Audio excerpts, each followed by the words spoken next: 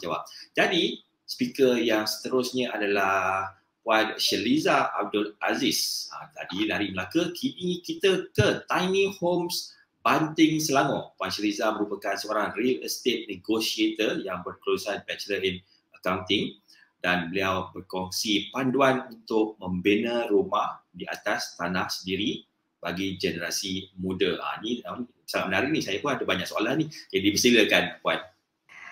Okay, Assalamualaikum. Saya Shirliza binti Abdul Aziz. Saya membina Tiny Homes Banting pada tahun 2009 dengan kos 45,000 untuk 300 square feet. Jadi hari ini adalah saya cuba untuk memberi options kepada golongan muda untuk kita memilih bahan material bagi membolehkan rumah kita itu mampu milik murah tapi kuat.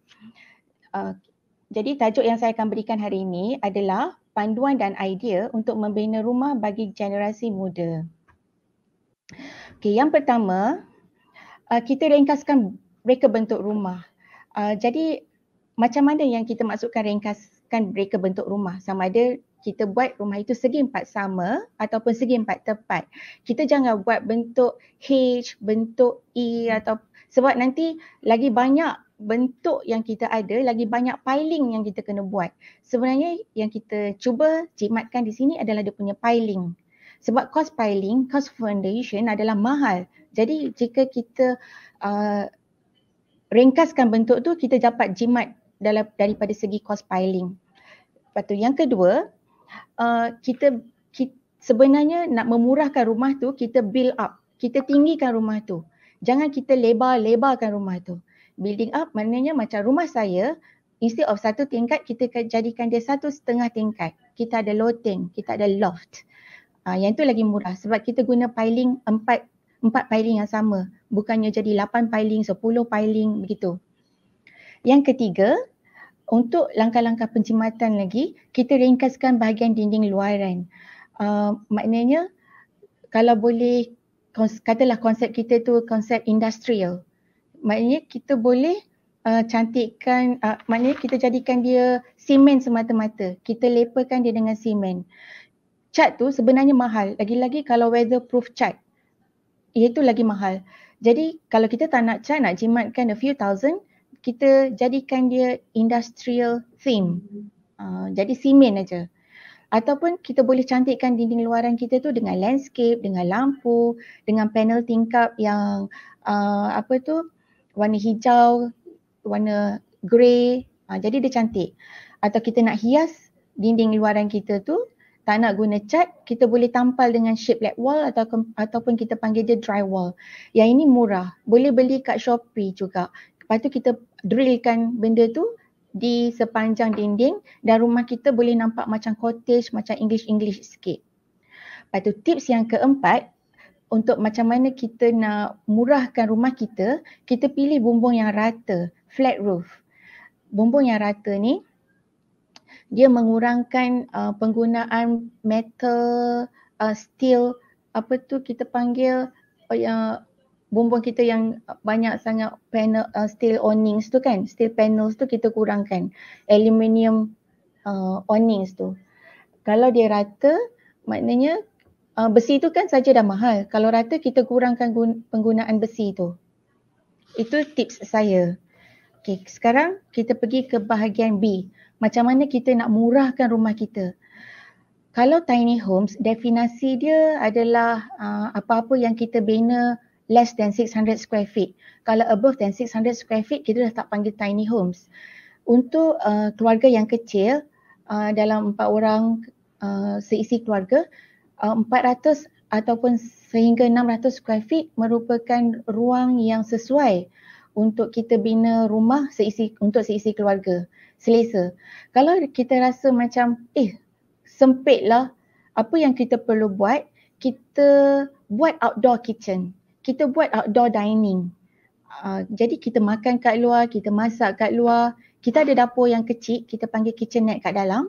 Tapi bila kita nak masak betul-betul yang boleh masak yang heavy, kita boleh masak kat luar. Itu pun dah menjimatkan ruang. Sebab bila kita buat deck untuk ruang dapur di luar, kita tak perlu dinding. Jadi itu pun dah jimat kan. Jadi satu lagi, kita jangan risau kalau kita kata bina rumah kecil ni tak susah lah untuk Malaysia sebab Malaysia panas. Sebenarnya sesuai. Ada banyak cara yang kita boleh jadikan rumah kecil kita ni sejuk.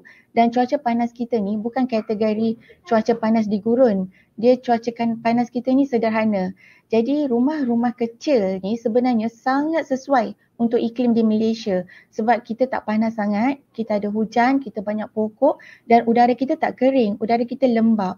Jadi kita sejuk sebenarnya di rumah kecil. Jangan risau. Okey, yang ketiga, apa yang kita perlu buat? Sebab kita ada bajet. Contohnya kita ada bajet RM50,000. Kita tak boleh lari daripada RM50,000 tu. Apa yang kita perlu buat, yang saya nasihatkan sangat-sangat, kita lantik kontraktor yang berpengalaman. Sebab bila kita lantik kontraktor yang bertauliah, yang berpengalaman, apa yang dia akan kasih pada kita? What we should expect? Kita kena minta kat dia quotation. Okey, lepas kita setuju dengan quotation dia, bajet dia match dengan quotation dia, lepas tu apa yang kita perlu buat? Kita perlu minta invoice daripada dia. Dan kita minta agreement daripada dia. Jadi kita punya bajet contohnya yang RM50,000 tu tak akan lari.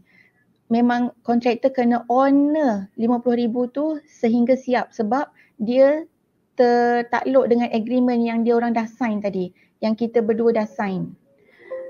Kalau kita lantik without agreement, nanti halfway di pertengahan jalan, kita takut kontraktor tu cakap, kakak kena tambah lagi duit lah kakak kalau nak buat ni. Itu saja dah lari bajet. Jadi apa guna kalau kita buat rumah kecil dengan bajet yang tinggi? Kita kena hadkan bajet kita tu untuk buat rumah kecil. That is the reason kenapa kita buat rumah yang kecil sebab memang bajet kita kecil. Lagipun jika kita melantik kontraktor yang berpengalaman, kita tak pening kepala di masa depan. Contohnya dia yang akan fikirkan untuk kita. Foundation ni kita letak foundation rough foundation sebab berat dia tu kurang daripada berapa tan. Ataupun kontraktor yang berpengalaman dia akan nasihatkan, yang ini tak boleh rough foundation, yang ini kena buat piling foundation. Jadi kesilapan ni semua tak akan berlaku jika kita lantik kontraktor yang betul. Lepas tu, jika kita beritahu kontraktor kita, cik, bajet kita ni hanya RM50,000, tak boleh lebih daripada ni. Jadi, kontraktor dengan arkitek ni, dengan engineer ni, dia akan fikir apa yang membolehkan rumah tu terbina dengan bajet yang RM50,000 tu.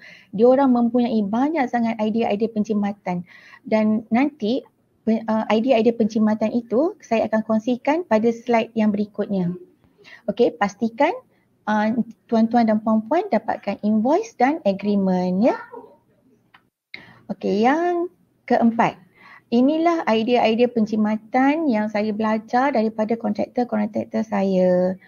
Okey, pilih bahan binaan dengan tepat, dengan murah. Sebab sekarang ni apa yang tak naik? Simen naik, harga steel naik, batu bata naik harga, metal deck naik harga, semua naik harga. Jadi sekarang ni saya akan memberi options untuk kita membina rumah dengan cara yang murah. Okey, pertama, mungkin kita akan pilih kontainer. Kontainer misalnya untuk 20 footer yang dah siap ada insulation, dah siap ada vinyl flooring, dah ada pintu, dah ada tingkap. Untuk 20 kaki lebih kurang antara 9 ke 10 ribu. Itu untuk 20 kaki, tak cukup. Jadi tuan kena tambah. Maybe tuan kena tambah another container size dia 40 footer. Yang pilih, jangan pilih yang kosong. Kena minta orang tu bekalkan sekali dengan insulation, dengan flooring, dengan pintu, dengan tingkap. Itu maksud saya. Jadi contohnya kos. Katalah rumah kita, bajet kita RM50,000 kan. Jadi kita ada 2 20 footer. Ada 4 20 footer. Maknanya RM10,000, RM10,000, RM10,000, RM10,000.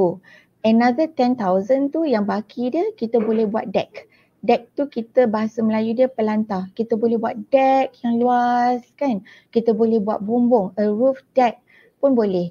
Roof deck tu kita gunakan untuk misalnya kita decide untuk jadi ruang makan kat luar, outdoor dining area, ataupun kita boleh decide untuk ruang masak kat luar, and outdoor kitchen area. Betul kan? Maknanya 50,000 tu boleh kan kalau kita buat rumah kontena. Okey, yang kedua, kalau kita tak nak pilih untuk buat rumah kontena, kita nak buat dengan batu bata kan? Jadi material apa yang sesuai dengan bajet kita 50,000 tu? Sekarang ni banyak bahan yang murah. Tak semestinya kita depend dengan batu bata. Kita boleh gunakan precast konkrit. Maknanya kita order daripada kilang precast konkrit untuk wall dan ikut ukuran. So engineer akan kasih kita ukuran, dia orang akan hantar ke kilang ikut ukuran, bila sampai ke site, sampai ke tanah kita, dia akan tegakkan. Itu kita panggil precast konkrit. Ini apa yang murah di sini? Yang murah dia adalah tenaga pekerja. Maknanya kalau kita upah orang untuk bina rumah kita batu bata tu 3 bulan baru siap. Sebab simen kan perlu kering kan. Kita nak pasang dia punya beam lagi kan. Tu ambil masa 3 bulan normally untuk siap. Untuk tiny house siap. Tapi kalau precast konkrit ni, diorang dah ukur siap dekat kilang. Bila sampai dekat tanah, kita just pasang. Itu 2 hari boleh siap. 2 hari. Jadi kita dah jimat dah kos tenaga kerja kat situ. Okey, yang kedua ni prefab panels. Prefab panels ni maksudnya prefabricated panels. Dia hampir sama. Cuma panels ni dia tak semestinya konkrit. Ada panel yang kita decide untuk jadikan dia daripada gypsum board, daripada cement board kan. Ini pun sama. Dia apa yang boleh dijimatkan kalau kita pasang prefab panels, maknanya kita kurangkan tenaga kerja, tenaga workers tu kita kurangkan. Dan rumah boleh dipasang dalam masa less than a week. Okey. Yang ketiga ni, kalau kita decide tak nak precast konkrit, tak nak prefab panels, kita nak guna batu bata. Okey, boleh. Batu bata apa? Kita ada di Malaysia ni ada 2 jenis lah yang selalu digunakan. Batu bata yang warna putih tu diperbuat daripada campuran simen dan pasir, dan juga batu bata merah diperbuat daripada campuran pasir dan tanah liat. Jadi dekat Shopee boleh tengok harga. Kalau batu bata putih tu harga dia dalam 25 sen kan. Kalau batu merah tu dekat Shopee kita boleh tengok dalam 45 sen. Jadi kita boleh kalau kita decide nak jimat, okeylah kita guna batu bata putih. Semuanya kita guna batu bata putih. Tu dah jimat.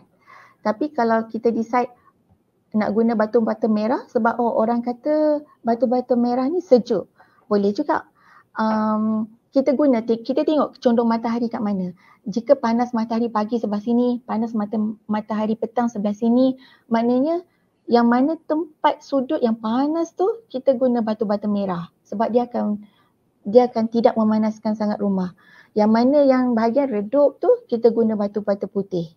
Jadi kelebihan tu kita boleh gunalah untuk lagi menjimatkan pembinaan rumah kita. Jadi apa kebaikan batu bata merah, kebaikan batu bata putih ni? Well, batu bata merah ni satu lagi mahal, batu bata putih tu murah sikit. Batu bata merah ni dia sejuk, batu putih ni dia panas. Tapi panas dia pun kita jangan mengalah. Kita boleh buatkan dia insulation. Kita balut dengan gypsum board. Jadi kat tengah-tengah tu kita boleh letak wool. Maknanya kita insulatekan rumah kita jika kita rasa batu blok putih tu panas. Okey, yang keempat. Bila kita sebut insulation, bila kita cakap kita guna bata putih lah nak jimat. Okey, kita boleh insulate rumah kita guna gypsum board, guna wool. Jadi kalau untuk tiny homes banting tu dia ada 3. Metal deck, the first layer metal deck, second layer batu putih, third layer tu gypsum board. So rumah tu sebenarnya sejuk. Saya pernah pergi juga ke tapak binaan yang lain, dia guna cement board. Cement board ni is actually much better. Saya lebih suka cement board kalau saya nak buat another unit, a new unit. Cement board ni harga dia dalam yang besar tu harga dia dalam RM40. Gypsum board tu harga dia dalam RM20. Tapi cement board ni dia keras totally macam cement. Kalau nak drill tu memang betul-betul nak kena drill dalam laju. Cement board yang saya pernah nampak, ada kontraktor yang guna untuk luaran, dia guna 9mm. Lepas tu dia balut dengan wool sebagai insulation. Lepas tu untuk bahagian dalam dia gunakan cement board 6mm. Ini jimat, ini cepat, tak payah guna batu bata. Kalau batu bata kita nak lepis simen tu kan kita kena tunggu kering. Yang ni kalau kita beli cement board tu kita drill. So ingat yang menjadi reference saya 9mm cement board, 9mm dekat luar, 6mm dekat dalam. In between kita guna wool. Okey. Yang kelima, atap rata atau atap condong. Atap rata tu lagi murah sebab kita kurang guna beams tu, aluminium case beams tu. Jadi kalau atap rata, kalau zaman dulu orang guna metal deck kan, semua orang takut panas. Okey, sekarang kita dah enhance. Kita guna PU metal deck. So dekat metal deck tu dia ada lapisan lagi foam. Jadi itu sebagai insulation dia lah. Okay, next. Insulated roofing versus non-insulated roofing. So, apa yang kita perlu tekankan sebab rumah kita kalau bentuk roofing dia tu kita nak ruang tidur, maknanya roof kita tak ada insulation macam orang zaman dulu tu. Kita guna insulated roofing. Metal deck contohnya kita guna pure metal deck, dia dah ada foam, kita boleh guna aluminium foil, lepas tu letak gypsum board. Itu maksud saya, rumah-rumah kecil ni roof memang nak kena buat insulated roofing. Okey, sekarang insulated walls ataupun non-insulated walls. Kita akan, rumah kecil kita memang nak kena guna insulated walls dekat Malaysia. Walaupun kita dalam sederhana panas, insulated walls tu penting. Yang saya pilih, yang saya syorkan 9mm cement board di luar, lepas tu kita letak wool, lepas tu kita ada 6mm cement board di dalam. Okey, batu bata kita tak guna langsung. Okey, yang ketiga steel beams ataupun concrete beams. This bergantung, ini bergantung pada landscape kita. Sorry, saya salah cakap. Kita sekarang, zaman saya buat rumah dulu, saya guna steel beam sebab dia cepat. Maknanya kita tak perlu guna tenaga kerja nak pasang concrete beams tu semua kan. Steel beams tu kita ukur dekat kilang, bila sampai kat tapak tanah kita drill dekat kita punya foundation. Cepat je dah siap rangka besi tu, rangka steel tu. Cepat je. Tapi sebab kalau steel sekarang mahal, memang mahal. Steel sekarang dah mahal, kita tukar kepada concrete beams. Kita belilah concrete beams. Nanti engineer akan advise kita. Lepas tu rough foundation ataupun pile foundation. Dia depends pada tanah. Kalau rough foundation tanah dah rata, kalau pile foundation kalau rumah kita dekat tebing. Next.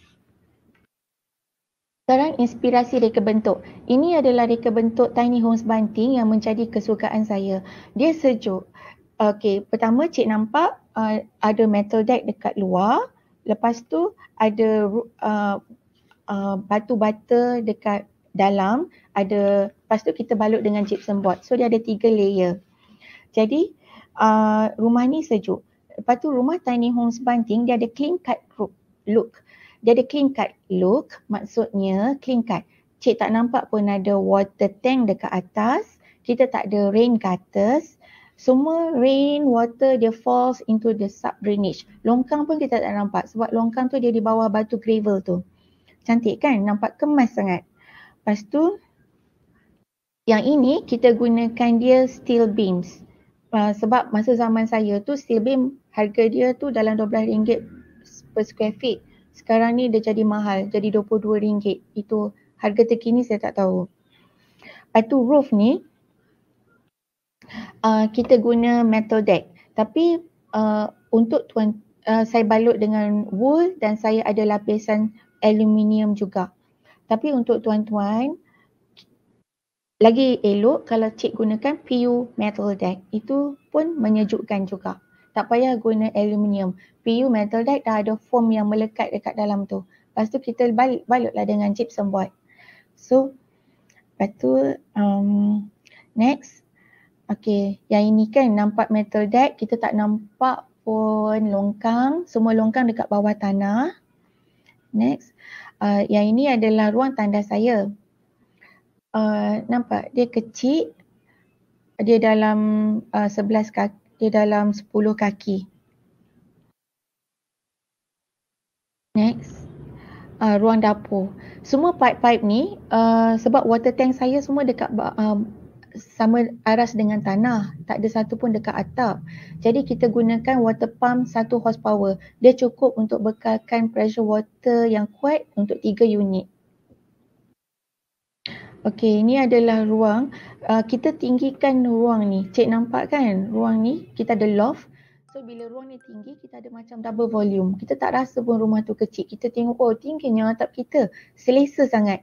Dan sebenarnya kalau tanya saya, this is my favourite spot sebab dia sejuk. Yang ini adalah ruang mezzanine, iaitu kita punya loft. Kita letak satu katil kat sini. Nampak, saya pilih warna putih. Jadi dia nampak ruang tu dia lagi luas. Dan bumbung saya tu adalah A-shape. Jika saya nak buat rumah baru, saya tekankan lagi sekali, kita gunakan PU metal deck. Untuk unit saya zaman dahulu ni kita gunakan metal deck. Okey, sekian, terima kasih. Itu saja tip-tip saya sebab masa yang diberikan kepada saya adalah 15 minit. Hopefully bahan binaan yang saya cakap yang mana murah dan energy efficiency, thermal efficiency tu dapat membantu tuan-tuan semua. Terima kasih.